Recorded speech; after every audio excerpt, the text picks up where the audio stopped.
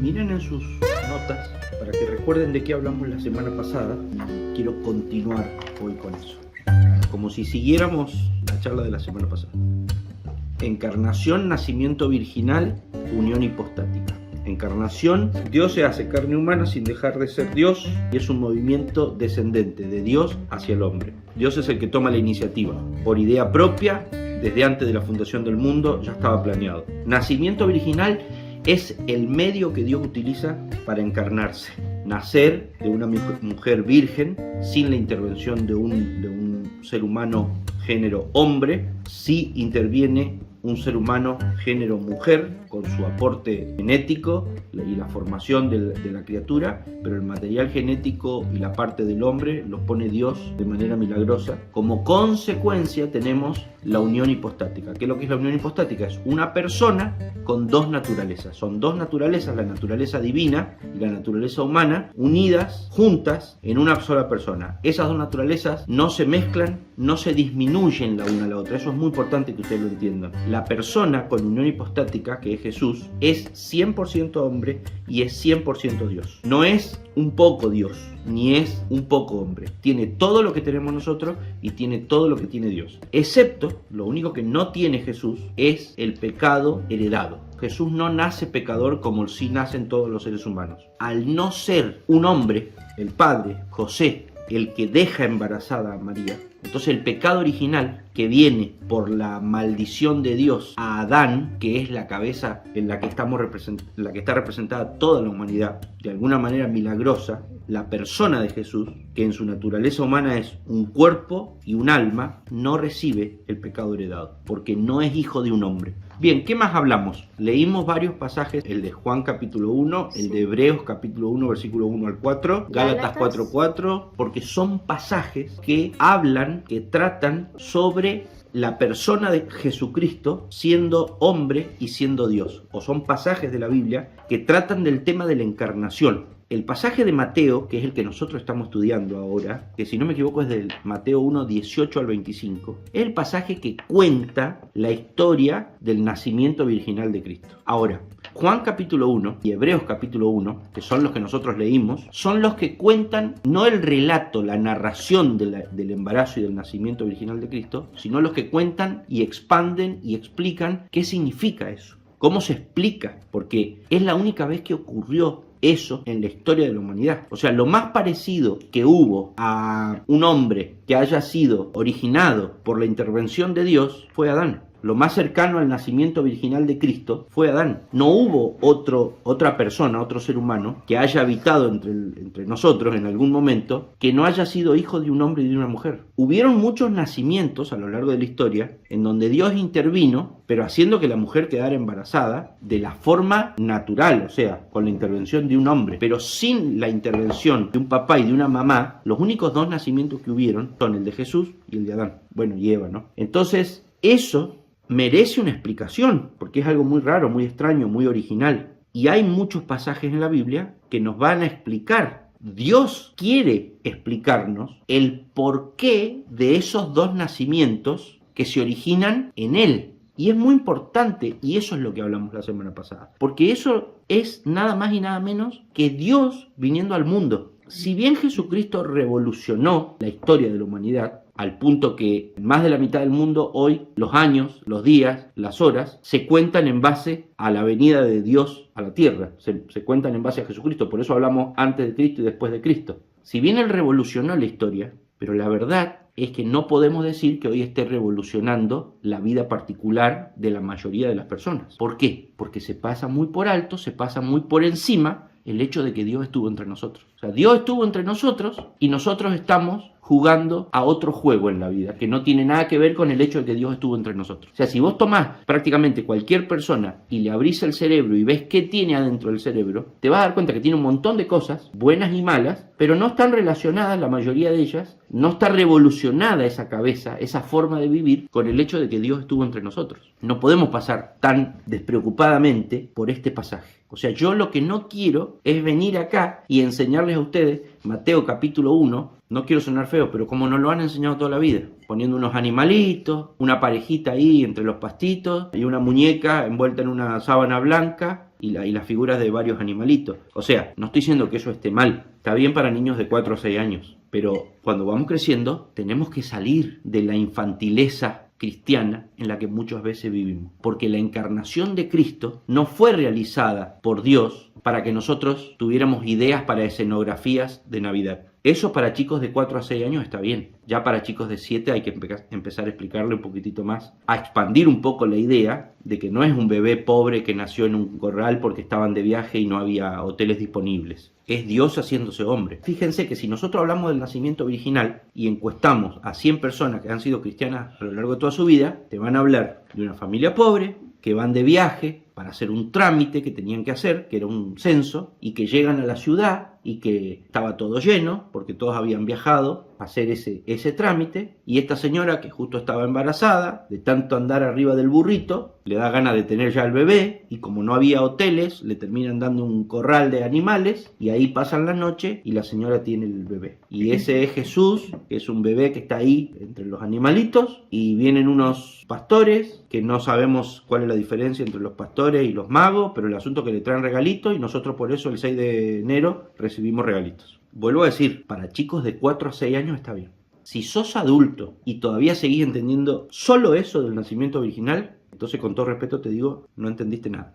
Lo que quiero que hagamos hoy es entender con mayor profundidad qué implica el nacimiento virginal para nosotros. ¿Qué significa que Dios haya querido, haya decidido, haya planificado hacerse hombre? Y que contestemos las preguntas comunes, las preguntas normales que giran en torno a ese hecho. ¿Por qué? ¿Para qué? Porque es como que solamente sabemos el cuándo y el dónde. Hace 2000 años en un corral. Pero ¿por qué? ¿Para qué? Fundamentalmente esas dos. Y que lo expliquemos, pero desde los versículos bíblicos, o sea, conociendo los versículos bíblicos que expanden la comprensión acerca de por qué Dios se hizo hombre. No tanto poniendo el foco en si había hoteles, posadas disponibles o no, si el corral era de cabras o no, si vinieron primero los pastores y después los magos, si la estrella era real que se movía o que no se movía. No poniendo el foco en eso, sino poniendo el foco en Dios. ¿Por qué Dios decide hacerse hombre? ¿Y qué significa eso para nosotros? La mayoría de las personas, como ustedes y como las personas que pueden llegar a ver este video, quizás no se han puesto a pensar en el nacimiento virginal de esa manera. Todos conocemos la historia del pesebre, pero ¿por qué Dios se tuvo que hacer hombre? Entonces, la semana pasada, para terminar, yo lo que propuse fue viajar, adelantarnos un ratito, hasta ese hombre que es Dios, Jesucristo, cuando inicia su ministerio público, o sea, 30 años después del nacimiento virginal. Para que sea Jesús, el Dios encarnado, el que nos conteste para qué vino, que sea Él primero, o sea, ¿por qué Dios se hizo hombre? ¿Cuál es la explicación del nacimiento virginal? Bueno, preguntémoselo a Jesús, antes que preguntárselo a Juan, en Juan capítulo 1, o al que escribió Hebreos, en Hebreos capítulo 1, primero que nadie, ¿yo a quién se lo iría a preguntar? Y se lo iría a preguntar a Jesús. Vemos que Jesús, cuando inicia su ministerio,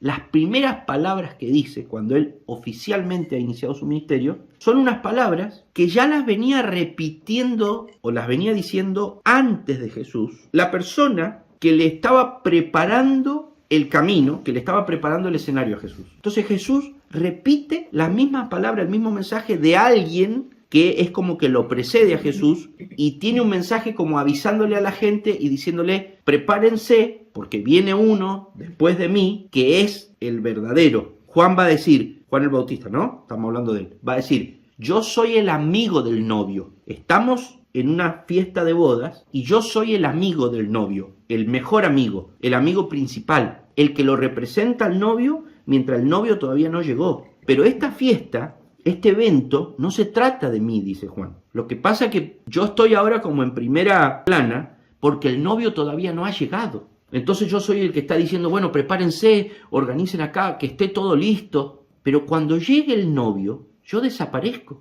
Paso a un segundo plano, porque esta fiesta realmente se trata de él. Él es el personaje importante en esta historia. Entonces, ¿cómo los preparaba Juan a todos los que lo escuchaban para la venida del novio? Les decía unas palabras. Les decía, prepárense de esta manera y de esta manera, porque está por llegar el novio. Bueno, cuando llegó el novio, que fue Jesús, y se presentó donde estaba Juan, en el río Jordán bautizando, se dio un evento ahí que es el que marca el inicio formal del ministerio de Jesús, porque Jesús ahí es presentado, para decirlo teológicamente, en su unión hipostática. O sea, lo que ocurre en el bautismo de Jesús a manos de Juan el Bautista es que se revela públicamente, revela con B corta, de revelar, no de rebelión, se da a conocer públicamente que ese hombre, Jesús, el hijo de María y José, el hijo del carpintero, nacido en Belén, pero criado en Nazaret, no es un hombre como cualquier otro.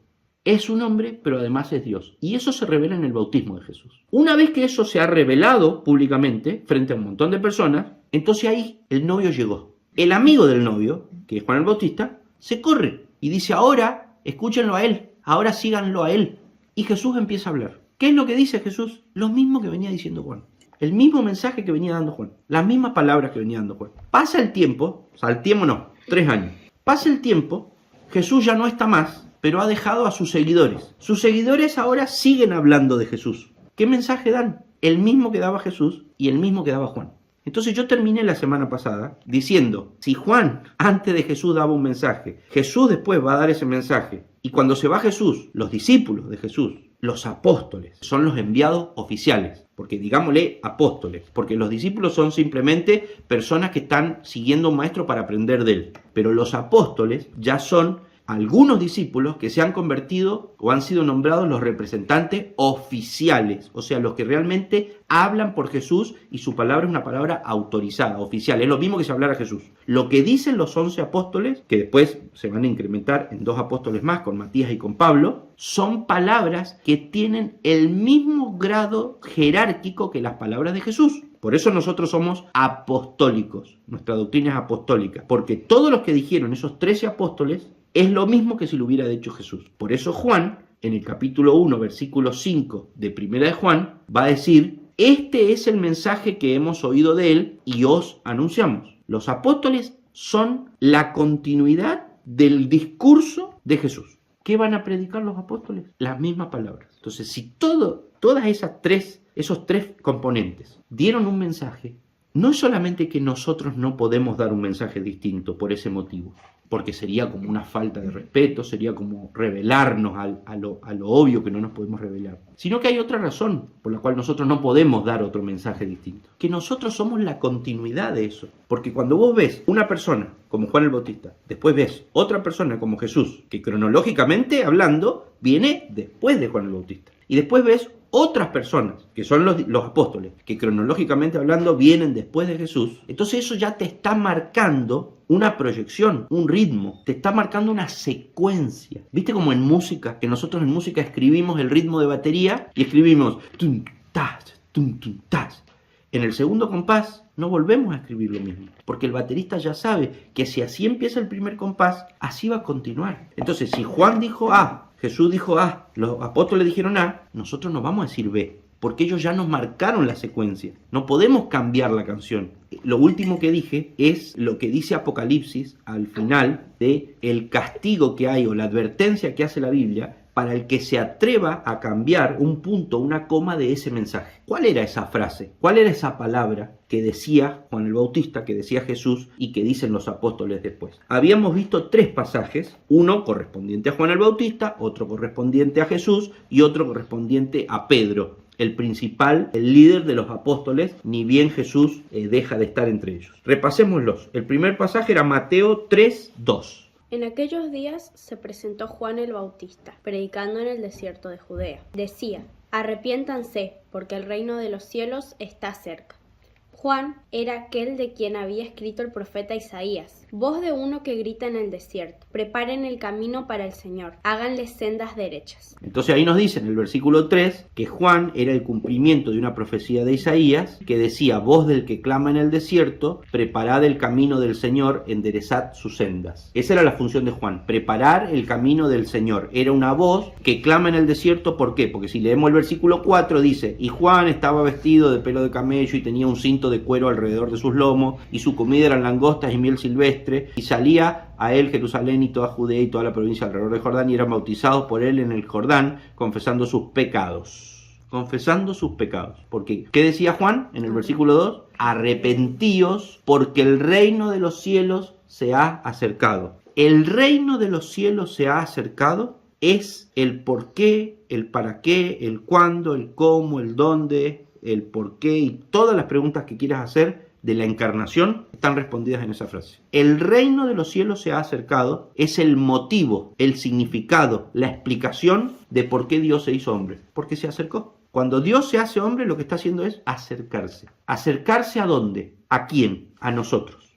No al mundo, no al planeta Tierra. Eso es secundario, eso es circunstancial, no tiene demasiada importancia. Dios se acerca a sus criaturas principales, que son los seres humanos. Leamos el otro pasaje, que es, damos vuelta a la página, Mateo 4, 17. El versículo 12 de Mateo capítulo 4 dice, cuando Jesús oyó que Juan estaba preso, volvió a Galilea. Ahora Juan ya no está en escena, ahora pasa a estar en escena Jesús. Y en el versículo 17 dice, desde entonces comenzó Jesús a predicar, arrepiéntanse porque el reino de los cielos está cerca. Arrepiéntanse porque el reino de los cielos está cerca. La misma frase que Juan. Es interesante, yo pensaba cuando leía esto, vos estás esperando, porque los judíos estaban esperando al Mesías, estaban esperando al enviado de Dios. Y si bien a esta altura la mayoría todavía no se había dado cuenta o no aceptaba que Jesús pudiera ser el Mesías, porque Jesús no era en nada como se lo habían pintado a las personas, pero es interesante que el Hijo de Dios venga y la primera frase con la que inaugura su discurso sea una que le robó a su primo. Juan era el que estaba hablando, Jesús viene y dice, bueno, quédense tranquilos, ya llegué. Escuchen lo que tengo para decir. Y repite lo mismo que su primo. Probablemente la gente habrá preguntado, ¿para qué? Nos esperábamos otra cosa. Jesús se va y tenemos algunos discípulos predicando el mismo mensaje que Juan y Jesús. Pero antes de ir a los discípulos, vamos a repasar algunos pasajes que no leímos la semana pasada por falta de tiempo. Mateo 10, 7. Acá está Jesús enviando en una misión de entrenamiento a sus 12 discípulos y desde el 5 en adelante dice, Jesús envió a estos 12 con las siguientes instrucciones. No vayan a comunidades de los gentiles ni entren en ningún pueblo de los samaritanos, vayan más bien a las ovejas descarriadas del pueblo de Israel. Donde quiera que vayan, prediquen este mensaje, el reino de los cielos está cerca. ¿Antes no estaba cerca? Pónganse en los zapatos de los judíos, porque acá Jesús dice, no le prediquen a los gentiles, predíquenle a los judíos. Y nosotros ya hemos hablado mucho que los judíos tenían, como hasta el día de hoy, un fuerte sentido de su identidad. Un niño judío desde muy chiquitito, él sabe bien, se le enseña a un niño judío, que él pertenece a un pueblo escogido por Dios, que su pueblo, su raza, su etnia judía, es la raza, la etnia, el pueblo, el estado, el país, la población que Dios eligió entre todos los pueblos y que Dios ha acompañado a lo largo de toda la historia con milagros y prodigios. Y fíjense que los judíos no necesitan, no digo que no quieran, pero no necesitan elementos como todas las otras naciones para conservar su nacionalismo. Nosotros necesitamos un territorio para sentirnos argentinos. Necesitamos una bandera, necesitamos un himno nacional, necesitamos estar todos juntos viviendo en un territorio para poder llevar adelante nuestra cultura y nuestro estilo de vida. Por eso tenemos nuestras ciudades, con nuestros teatros, con nuestras plazas. Entonces ahí llevamos adelante nuestra cultura, nuestras costumbres, nos comemos asado en nuestras casas, en los campings, nos juntamos, miramos el fútbol como vamos a mirar hoy, la final de la Copa América, comemos pizza, tomamos cerveza y necesitamos de todas esas cosas para vivir nuestra identidad argentina. A los judíos los han pasado por arriba a lo largo de toda la historia, destruyendo todas las cosas que los identifican como judíos. Les han robado el territorio o les han quitado el territorio 1000 veces, les han quitado sus costumbres, les han quitado su bandera, les han destruido el templo, les han dejado una parecita ahí que da lástima. Sin embargo, los judíos siguen estando dispersos alrededor del mundo, pero siguen estando con sus mismas creencias, con su misma identidad, y donde quiera que van, ellos se las ingenian para resguardar su cultura, su ideología, su creencia, bien o mal, yo no los estoy defendiendo, lo que estoy haciendo es describir algo que pasa en el mundo. Y Jesús envió a estos 12 con las siguientes instrucciones: no vayan a comunidades de personas no judías, empiecen yendo a las ovejas descarriadas del pueblo de Israel, o sea, los judíos descarriados. Cuando Jesús dice vayan más bien a las ovejas descarriadas del pueblo de Israel, no está diciendo que dentro del pueblo de Israel hay un subconjunto, un subgrupo, que dentro del pueblo de Israel, esos son los descarriados. No es la manera correcta de entender ese versículo. Lo que Jesús está diciendo es, vayan al pueblo de Israel que son unos descarriados. Vayan a los descarriados israelitas, o sea, a todos los israelitas. Se los digo más directo. Jesús le dice a sus discípulos, vayan y díganle a Israel que está descarriado, el reino de los cielos se ha acercado. El reino de los cielos se ha acercado, hasta para una persona que es la primera vez en su vida que escucha hablar de esto, se da cuenta que es una buena noticia. Nadie puede pensar, por más ignorante que sea sobre temas de religión y de Biblia, que la frase el reino de los cielos se ha acercado sea una mala noticia. O sea, creo que a cualquier persona que pares por la calle de cualquier país, de cualquier cultura, y le digas el reino de los cielos se ha acercado, ¿te suena bien o te suena mal? Te va a responder que le suena bien, le suena como una buena noticia. Porque nosotros siempre asociamos el cielo con lo bueno y abajo con lo malo. Es una asociación que estamos acostumbrados a hacer. Si vos hablas del reino de los cielos, se ha acercado, cualquier persona te va a decir, bueno, bárbaro. No sé lo que significa, pero suena bien. Por eso se llama evangelio a ese mensaje. Porque es un anuncio de algo bueno. Ahora Juan y Jesús en Mateo 4:17 y los apóstoles en el libro de Hechos que vamos a leer ahora, anteponían el arrepentíos. El reino de los cielos se ha acercado. Acá Jesús no lo pone. Dice, vayan y prediquen este mensaje. El reino de los cielos está cerca. ¿Por qué Jesús no dice el arrepentíos acá? ¿Que las ovejas descarriadas de Israel no se tenían que arrepentir? Sería una paparruchada sacar esa conclusión si en el simple contexto del pasaje ya tenés la respuesta. Dice, sanen a los enfermos. Y si están enfermos, ¿por qué es? Expulsen a los demonios. Si están endemoniados, ¿por qué es? Los enfermos, la enfermedad y que estén endemoniados, ¿consecuencia de qué es? Así nos creó Dios, enfermos y endemoniados, es consecuencia de la caída. Entonces Jesús está diciéndole a las ovejas descarriadas de Israel, enfermas, descarriadas, sanen a los enfermos, resuciten a los muertos, limpien a los que tengan alguna enfermedad en la piel, expulsen a los demonios. O sea, Jesús le está diciendo, vayan al pueblo escogido de Dios, a ese pueblo que sabe que es especial, y díganles, ustedes, enfermos, muertos, podridos, porque dice, limpien a los que tengan alguna enfermedad en la piel, podridos, endemoniados, el reino de los cielos se ha acercado. ¿Se dan cuenta cómo es un movimiento descendente de parte de Dios? Es Dios descendiendo a los podridos. Ustedes, ¿por qué decís podrido? Ustedes lo saben, porque hemos estudiado lo que era un leproso, lo que era una enfermedad de la piel. Una enfermedad de la piel no es un perfume, no es agradable de ver. O sea, uno se hace un rasguñón con un pedacito de alambre, con un clavo y ya no se quiere mirar. Imagínate lo que es tener una herida que está supurando, que está echando olor, que no tiene cura y que está en carne viva. ¿Por qué hago ¿Por qué me detengo en esto? Mi intención es que nosotros entendamos. Yo estoy tratando de enseñar el significado de la encarnación, que nosotros tenemos que enseñar eso, que esa es nuestra función ahora acá. Nosotros estamos acá teniendo este estudio y nuestra intención no es solamente continuar teniendo este estudio. Eso es parte de nuestra intención, porque nosotros sabemos y hemos entendido que como cristianos, como individuos y como familia, tenemos que estudiar la palabra de Dios, crecer en el conocimiento de Él, para ir siendo transformados a su imagen. Pero también tenemos la intención de que gente escuche el mensaje por boca nuestra, porque tenemos el mandato de hacerlo. Entonces, mi intención en este momento es que nosotros tengamos en claro cuál es el mensaje que tenemos que dar.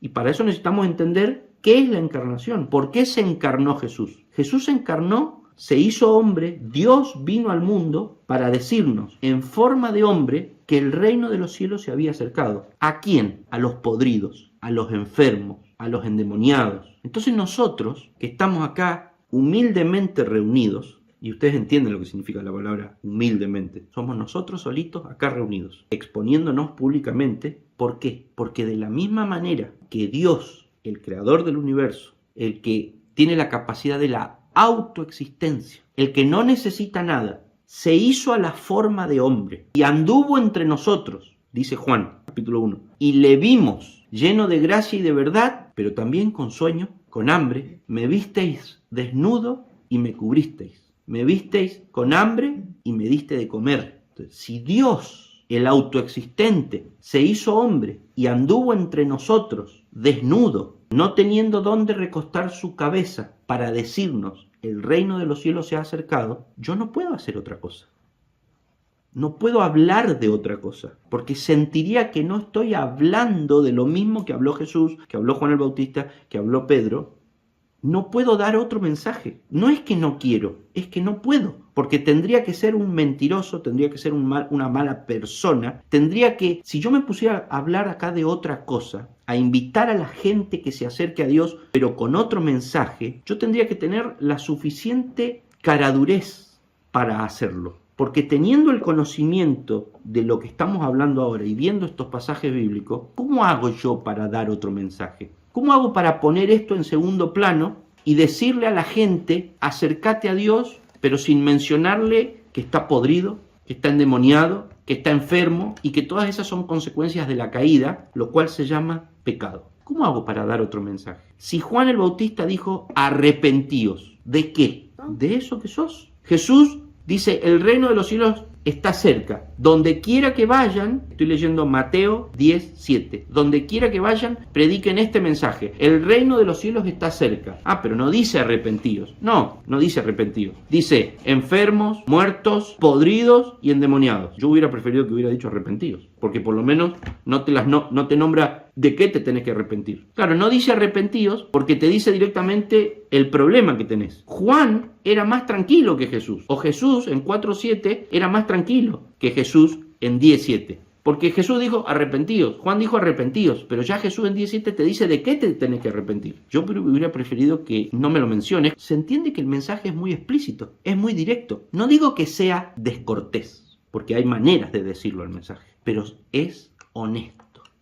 Es honesto el mensaje. Es cortés. Cortés significa una persona amable. El mensaje se da de manera cortés, pero no por ser cortés se lo retasea al mensaje, se lo reduce. El mensaje se da completo. Y el mensaje es, el reino de los cielos se ha acercado, porque estaba lejos, porque no puede estar el reino de los cielos entre enfermos, podridos, endemoniados, condenados. El reino de los cielos se ha acercado, pero todo eso no va a entrar en el reino de los cielos. Por eso es necesario el arrepentimiento. Y no se arrepiente el que no confiesa, el que no se pone de acuerdo con lo que el rey del reino de los cielos dice acerca de los invitados. Estoy relacionando pasajes. Está la parábola de los invitados a la boda. ¿Se acuerdan? En Mateo capítulo 21-22. Que el rey mandó a invitar gente al banquete, no a la boda, al banquete. Bueno, no quisieron venir algunos, los más dignos. Eso habla de otra cosa que no es el tema de la charla de hoy. Entonces le dijo a sus empleados que fueran y por las calles invitaran ¿a quién? A los enfermos, a los podridos, a los endemoniados. Pero cuando esa gente vino, antes de que entraran, les hizo cambiarse la ropa y les dio vestidos reales para ponerse. Podés entrar al reino de los cielos, vos, enfermo, endemoniado, podrido, pero antes de entrar te tenés que cambiar las ropas. Eso es lo que significa la palabra arrepentirse. Me arrepiento de ser lo que era allá afuera. El arrepentimiento no es lo que nosotros entendemos hoy, el uso normal que se le da a la palabra. Ay, sí, estuve mal, discúlpame. El arrepentimiento es mucho más que eso. El arrepentimiento es un dejar de ser lo que era para hacer algo nuevo. Por eso me voy a volver un poquitito al pasaje anterior para hablar un poquito de arrepentimiento. Juan capítulo 3, versículo 7. A continuación de lo que leímos recién, dice, al ver Juan, que muchos de los fariseos y de los saduceos venían a su bautismo, o sea, los líderes religiosos, les decía, generación de víboras, ¿quién os enseñó a huir de la ira venidera? Haced, pues, frutos dignos de arrepentimiento. Y no penséis decir dentro de vosotros mismos, a Abraham tenemos por padre. Porque yo os digo que Dios puede levantar hijos de Abraham aún de estas piedras. Y ya también el hacha está puesta a la raíz de los árboles. Por tanto, todo árbol que no da buen fruto es cortado y echado en el fuego. Ese pasaje que parece difícil de entender, en realidad es un pasaje muy sencillo. Porque fíjense, concéntrense en dos palabras, en la palabra arrepentimiento y en la palabra fruto. Juan está hablando el mensaje que ya vimos, que es arrepentíos, el reino de los cielos se ha acercado. Y dice que muchos venían y se bautizaban. Pero en el versículo 7 dice que también venían los líderes religiosos. Y Juan, al verlos, les dice, generación de víboras, ¿quién os enseñó a huir de la ira venidera? Haced pues frutos dignos de arrepentimiento. En la misma frase tenemos la palabra fruto y la palabra arrepentimiento. Porque el arrepentimiento verdadero está determinado por el fruto. El arrepentimiento no son palabras, son frutos. Por eso Juan dice, frutos dignos. El arrepentimiento no se confiesa, se demuestra. No es teórico, es práctico. El versículo 10 es tremendo porque dice, y ya también el hacha está puesta a la raíz de los árboles. Por tanto, todo árbol que no da buen fruto es cortado y echado en el fuego. Juan les está diciendo, no importa lo que ustedes dicen, importa los frutos que dan. El hacha va a cortar los árboles que no dan fruto. Ustedes se esconden detrás de sus declaraciones. A Abraham tenemos por padre. Eso al día de la fecha significa yo soy cristiano porque pertenezco a tal religión. Porque los líderes religiosos estaban diciendo yo voy a ir al cielo porque pertenezco al pueblo de Dios porque soy descendiente de Abraham. Yo estoy del lado de los buenos porque me identifico con una determinada religión. Y Juan le responde, va a ir al infierno, todo árbol que no da buen fruto es cortado y echado en el fuego, fuego, infierno. ¿Quién? El que no dé fruto, independientemente de que se identifique con una determinada religión, como los judíos se identificaban con el judaísmo. La salvación no es por identificarte con una determinada religión, es por los frutos que se ven en vos. O sea, lo que certifica que vos sos salvo, lo que demuestra que vos sos salvo, no es la pertenencia tuya a una determinada religión, sino la obediencia, el fruto, frutos dignos de arrepentimiento. O sea, un arrepentimiento que es dignificado, que es certificado, que es validado por el fruto. No importa cuánta religión tenés. Esto es muy importante.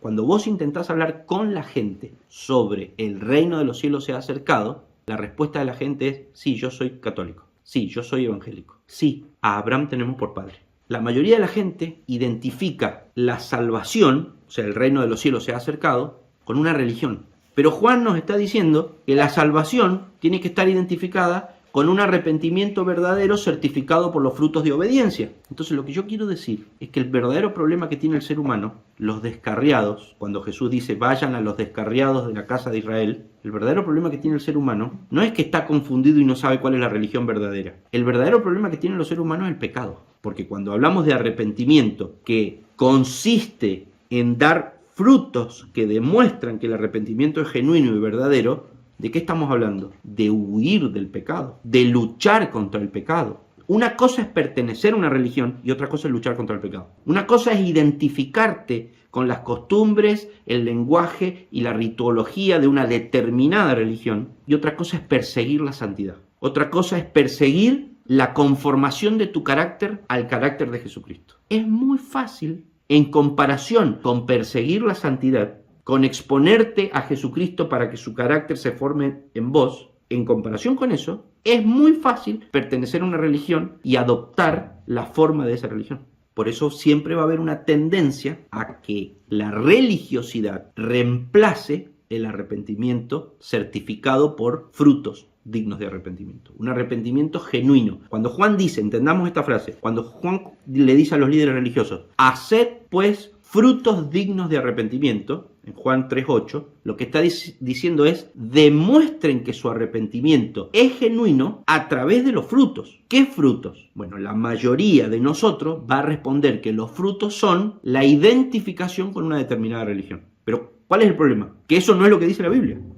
¿Por qué? Porque justamente lo está contradiciendo en el versículo anterior. Dice, ustedes dicen, a Abraham tenemos por padre. O sea, ustedes dicen, nosotros estamos totalmente identificados con una religión, pero que encima es la religión verdadera. Porque Abraham tenemos por padre significa nosotros pertenecemos, somos descendientes al pueblo al que Dios escogió, lo cual está más que certificado a lo largo de 2000 años de historia que tenemos con Dios. O sea, nosotros somos los que pertenecemos a la religión verdadera porque Dios ha demostrado estar a la par nuestra los últimos 2000 años. Y Juan les dice, ojo, no se confíen en eso. O sea, no digas, estoy bien porque soy católico, estoy bien porque soy evangélico. No digas, estoy bien porque soy católico, estoy bien porque soy evangélico, estoy bien porque hace un montón de años que voy a la iglesia, estoy bien porque me sé todas las canciones, estoy bien porque oro, estoy bien porque conozco los versículos bíblicos, estoy bien porque fui a la escuelita dominical, estoy bien porque no hago pecados groseros, estoy bien porque me identifico con una determinada religión.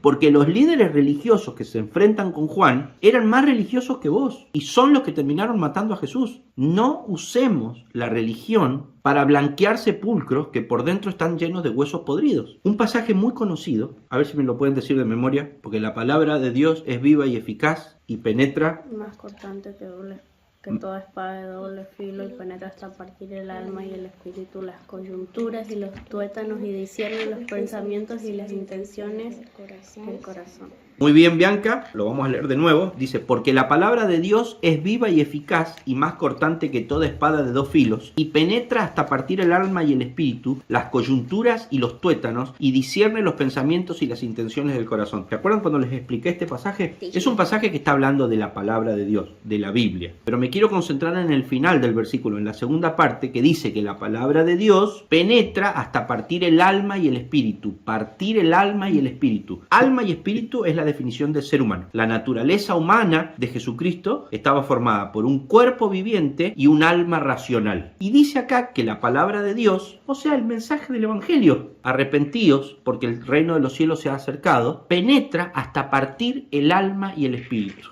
A ver, ¿qué significa? Que la palabra de Dios penetra, se mete adentro del ser humano. ¿Pero hasta dónde más o menos? Hasta las coyunturas y los tuétanos. ¿Alguien sabe qué son los tuétanos? Los tuétanos son lo que va por adentro de los huesos. Los tuétanos representan lo más profundo del cuerpo humano. ¿Qué es lo que representa en este pasaje los tuétanos y las coyunturas? Lo de más adentro. La palabra de Dios no es maquillaje, es adentro. A Dios no le importa lo de afuera. Dios sabe que lo de afuera es consecuencia de lo de adentro. Entonces no me vengas con a Abraham tenemos por padre, porque eso es un rótulo, eso es un título. No me vengas con yo soy cristiano de toda la vida. No me vengas con yo soy de tal religión, yo soy de tal iglesia. Mostrame los tuétanos y las coyunturas. ¿Y eso qué es lo que es? Discierne los pensamientos y las intenciones del corazón. Cuando Juan dice, haced pues frutos dignos de arrepentimiento, está diciendo, muchachos, el Abraham tenemos por padre, muy lindo, pero ¿cómo andamos con los pensamientos y las intenciones del corazón? Es difícil hablar de esto con una persona. Porque vos no podés juzgar los pensamientos y las intenciones del corazón de una persona. Cuando vos predicás el mensaje que predicó Juan, Jesús y los apóstoles, arrepentíos, el reino de los cielos se ha acercado, y una persona te dice, a Abraham tenemos por padre, yo soy de tal iglesia, soy de tal religión, estoy identificado, vos a continuación le tenés que decir, sí, pero no se trata de eso, se trata de los pensamientos y las intenciones del corazón. No estés tan tranquilo, pero ¿cómo vos le mostrás a una persona que en sus pensamientos y las intenciones de su corazón, o sea, en sus tuétanos, en sus coyunturas, en lo más profundo de su persona, tiene pecado? ¿Cómo se lo mostrás? Para a continuación poder decirle, viste, que necesitas arrepentirte, porque si no, para vos el reino de los cielos no se está acercando. ¿Cómo se lo mostrás? Muy fácil, porque la palabra de Dios es viva y eficaz. Tenés la herramienta, tenés la palabra de Dios. No estamos hablando de un tratamiento facial. Eso es Abraham tenemos por padre. De eso se encarga la religión. La religión se encarga de maquillar gente, de hacerte parecer judío descendiente de Abraham. La palabra de Dios, sin embargo, se encarga de otra cosa. La palabra de Dios se encarga de penetrar hasta partir. Son palabras muy fuertes. La palabra penetrar, la palabra partir, el alma y el espíritu, las coyunturas y los tuétanos, la palabra discernir los pensamientos y las intenciones del corazón. Son palabras muy fuertes, son declaraciones muy fuertes, son declaraciones a las cuales la mayoría de los seres humanos, la mayor parte del tiempo, se resisten. Las intenciones del corazón y los pensamientos son la habitación a la que nosotros no dejamos entrar a nadie. Penetra hasta partir el alma y el espíritu, las coyunturas y los tuétanos, y discierne los pensamientos y las intenciones del corazón. Habla de lo que nosotros nunca queremos hablar. Tanto no lo queremos hablar, que el ser humano tiene un mecanismo que algunos lo llaman negación. Lo que no nos gusta, lo negamos. Lo negamos en el sentido de que lo invisibilizamos. No existe, no soy así, esto a mí no me está pasando, yo no tengo este problema. Y la negación, cuando ha permanecido un largo tiempo, pasa de ser una negación consciente a ser una negación inconsciente. O sea, llega un momento que no sabes que tenés una habitación en tu casa donde hay mucho desorden y mucho lío. Directamente ya ni siquiera sabes que esa habitación existe, porque fueron tantos años pasando por esa puerta sin entrar, que cuando vos pasás por ahí vos ya no ves una puerta, ves una pared, porque tu cerebro se acostumbró a que esa puerta no se abre. Y si no se abre, entonces no es una puerta, es una pared. Y si es una pared, significa que no hay que entrar ahí, porque no hay puerta, hay una pared. Y si no hay que entrar ahí es porque no hay nada interesante en ese lugar. Del otro lado de esa pared, en ese lugar, hay enfermedad, hay podredumbre, hay muerte, lo que leíamos recién en Mateo. Pero vos no necesitas entrar ahí, porque no hay nada ahí, porque eso no existe, por eso no hay una puerta y una pared. Eso produce la negación. Cuando Jesús, Juan y los apóstoles dicen arrepentíos, cuando nosotros hoy en este video decimos arrepentíos, el que está del otro lado dice ¿de qué? Lo único que nosotros podemos hacer frente a eso es continuar explicando la palabra de Dios, que es la herramienta que es viva y eficaz y más cortante que toda espada de dos filos, para que la gente sepa de qué se tiene que arrepentir, para que nosotros sepamos de qué nos tenemos que arrepentir. Por eso no vamos a hacer otra cosa que seguir trayendo a primer plano la palabra de Dios, porque no tendría sentido, no tendría sentido. Siempre podríamos responder y siempre nos podrían responder: a Abraham tenemos por padre. Ya he caminado lo suficiente para darme cuenta que cada vez que entablas una charla de Dios con alguien, la primera frase de la persona es: a Abraham tenemos por padre. Yo soy católico, yo soy evangélico, yo voy a la iglesia tal. ¿Vos a cuál iglesia vas? No estamos hablando de maquillaje. En palabras de Juan, haced pues frutos dignos de arrepentimiento. ¿Cómo andamos con los pensamientos y las intenciones del corazón? ¿Qué amás? ¿Cómo sos por dentro? ¿Tenés tu habitación, la más profunda de tu casa, la tenés limpia? Si pusiéramos una cámara en tu cerebro, en tus pensamientos, que mostrara todo lo que hay en tus pensamientos ahí a la multitud las 24 horas del día. Yo, por ejemplo, no podría.